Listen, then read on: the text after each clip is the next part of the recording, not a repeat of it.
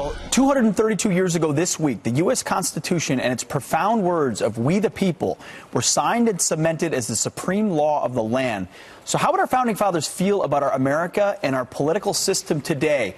Here to weigh in is President of Convention of States Project, Mark Meckler. Mark, thanks for being here this morning. Nice to be with you this morning. So answer that question. How would our founders look at the state of our republic and our Constitution right now? I think they'd be really disturbed, and mainly because what they wanted to avoid was a heavily centralized federal government. They designed a system that would give the power to the people in the states, and that system has now been flipped on its head. Most of the power in D.C., very little with the people in the states. I mean, the states created the federal government. The federal government is only supposed to do exactly what the Constitution tells them. How did we get so out of whack? Really, primarily, if I point at one thing, it's the Supreme Court. The Supreme Court has issued numerous decisions over the last 115 years that grossly expand the power of the federal government. Interesting. Well, another challenge is if individual citizens don't know enough about our system, we start to lose it. Here's a couple of facts that are stark to me, and a reminder this week, which is Constitution Week. Literacy in America.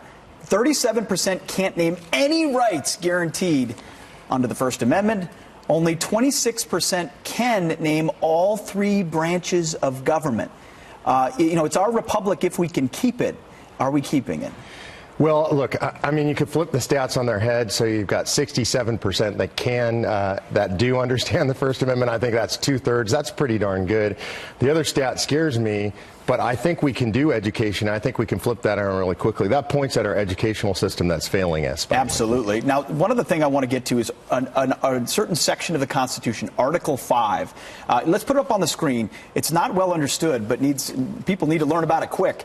It says the Congress, whenever 2/3 of both houses shall deem it necessary, shall propose amendments to this Constitution or shall call for a convention of proposing amendments. Now, you run a group called Convention of States, trying to build a movement to call for a state-based convention to amend the Constitution. Talk about this. Well, so right now there are 4 million people involved in this movement. It takes 34 states to call a convention. So far, 15 states have called for that.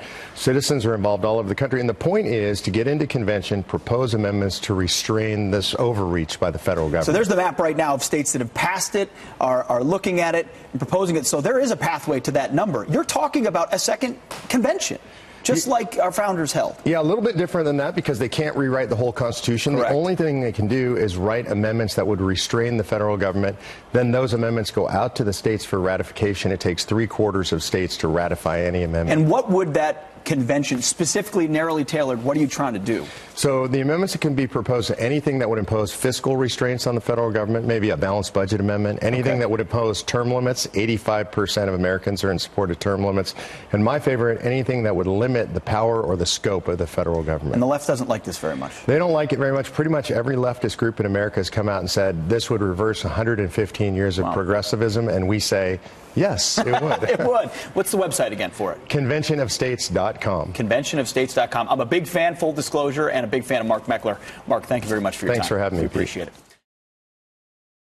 Go to conventionofstates.com, press the button, sign the petition. More importantly, get 10 of your friends to do the same. When you sign the petition, then that sends a letter to your state legislator. You go on the list in their district as a supporter. We deliver those lists to the state legislators. It means something to them.